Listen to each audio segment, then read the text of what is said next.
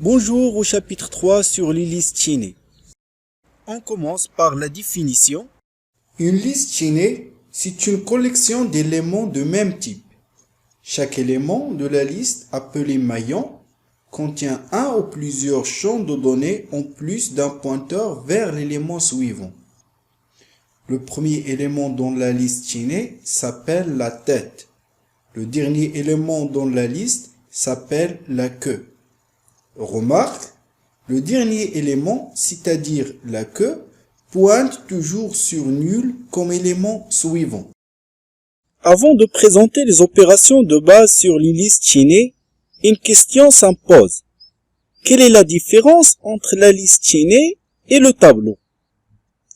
En effet, dans un tableau, les données sont stockées à des emplacements mémoire contigus, contrairement à une liste chaînée, où les éléments de la liste sont stockés là où il y a de l'espace mémoire. C'est pourquoi chaque élément doit pointer sur son suivant afin de pouvoir trouver l'ensemble des éléments de la liste.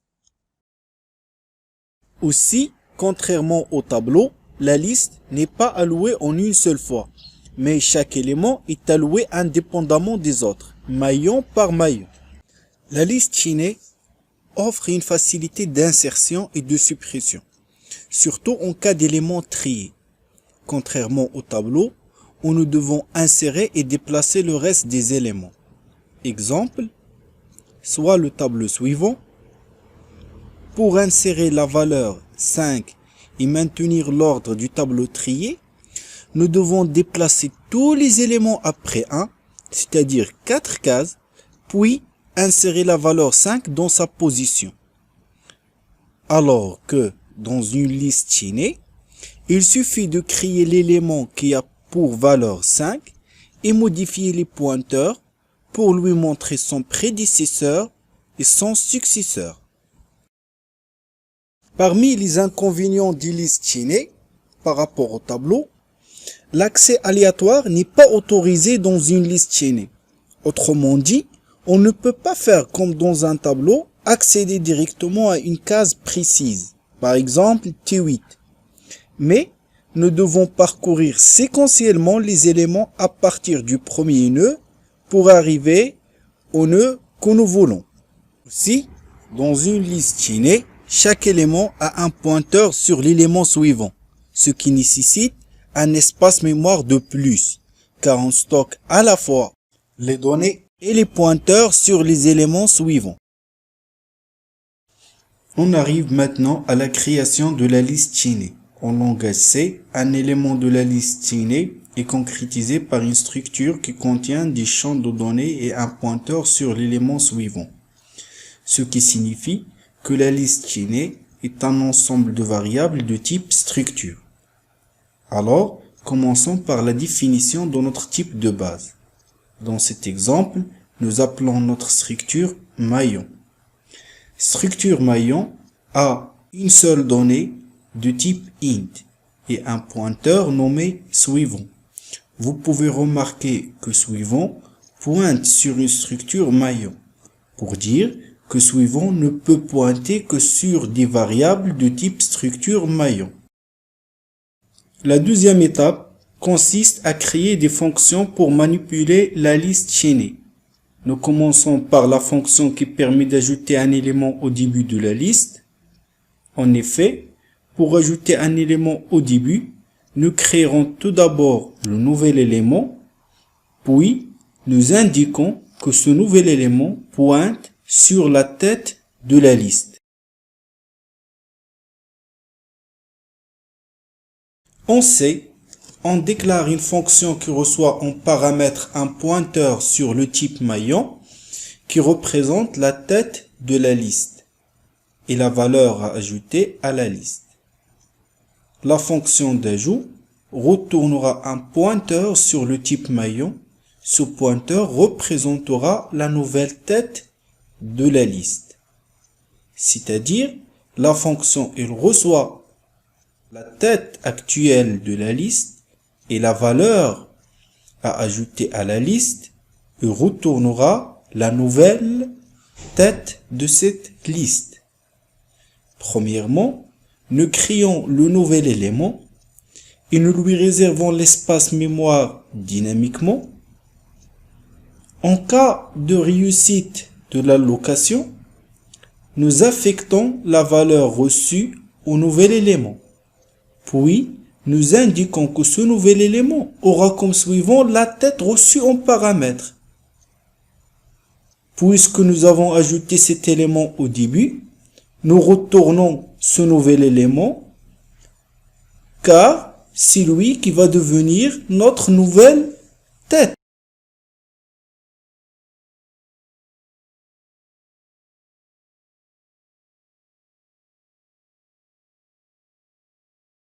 Pour afficher une liste chaînée, il faut parcourir les éléments un par un en commençant de la tête de la liste. Pour cela, on crée tout simplement un pointeur sur la tête de la liste, puis via le pointeur sur le suivant, on trouve le deuxième élément, et ainsi de suite pour trouver le reste des éléments. Une fois on arrive à nul, c'est la fin de la liste, car la queue de la liste doit pointer sur nul. En langage C, nous déclarons une fonction affichée qui reçoit en paramètre un pointeur représentant la tête de la liste. À l'intérieur de la fonction, nous déclarons un pointeur temporaire que nous initialisons par l'adresse de la tête. Puis, dans une boucle, tant que le pointeur temporaire n'est pas nul, on affiche la valeur. Puis, on affecte à notre pointeur l'adresse de l'élément suivant en faisant temporaire égale temporaire suivant.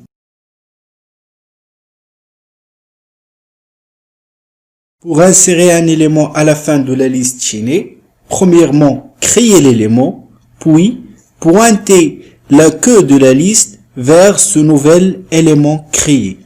En langage C, on crée une fonction ajoutée à la fin qui reçoit la tête de la liste et la valeur à insérer. Cette fonction retourne la nouvelle tête de la liste.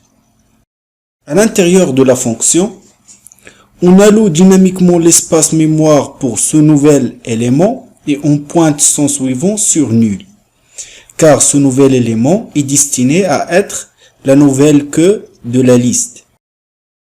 Si la tête est nulle, alors on retourne cet élément créé, car c'est le premier dans la liste. Sinon, dans une boucle, on cherche la queue de la liste. Autrement dit, on cherche l'élément dont le suivant est nul.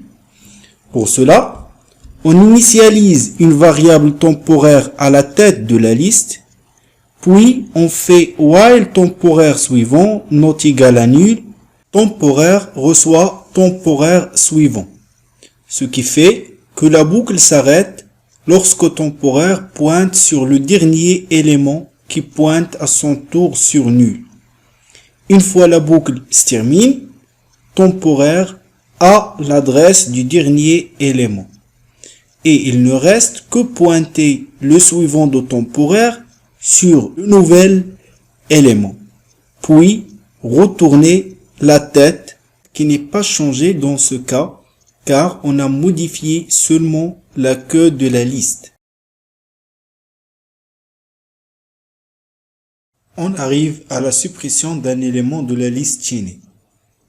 Pour supprimer un élément qui se trouve au début de la liste, il faut premièrement un pointeur temporaire sur cet élément, puis considérer le deuxième élément, c'est-à-dire le suivant du premier, comme la nouvelle tête de la liste, et finalement supprimer l'élément pointé par temporaire.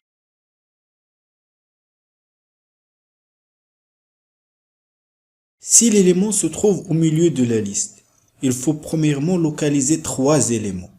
L'élément à supprimer, son prédécesseur et son successeur. Deuxièmement, modifier les pointeurs pour lier entre le prédécesseur et le successeur de l'élément à supprimer. Puis enfin, supprimer l'élément voulu.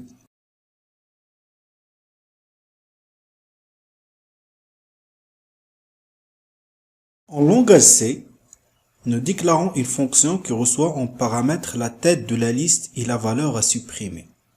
et qui retourne un pointeur qui représente la nouvelle tête de la liste. Si la tête est égale à nul, alors la liste est vide.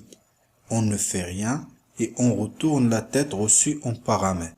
Dans le cas où l'élément à supprimer est le premier, c'est-à-dire la tête, on récupère tout d'abord le suivant de la tête, c'est-à-dire le deuxième élément, puis nous supprimons la tête. Et ensuite, nous retournons le deuxième élément qui deviendra la nouvelle tête de la liste. Il ne reste que le cas où l'élément n'est pas le premier de la liste, c'est-à-dire n'est pas la tête. Il faut parcourir la liste en cherchant l'élément à supprimer et en même temps garder un pointeur sur le précédent de l'élément actuel. Une fois l'élément est trouvé, on concatène le précédent avec le suivant de l'élément à supprimer. Et ensuite, on supprime l'élément et nous retournons la tête reçue en paramètre car il n'a pas subi de changement. Dans le main, il faut seulement gérer la tête de la liste. Premièrement, on déclare un pointeur que nous appelons tête pour pointer sur le premier élément de la liste. Puis, pour initialiser notre liste, nous déclarons que ce pointeur pointe vers nul. Ensuite, pour ajouter les éléments soit au début, soit à la fin de la liste, nous envoyons en paramètre la tête et les valeurs. Cette tête envoyée recevra après chaque appel d'une fonction l'adresse de la nouvelle tête. De même pour l'affichage et la suppression. Merci pour votre attention.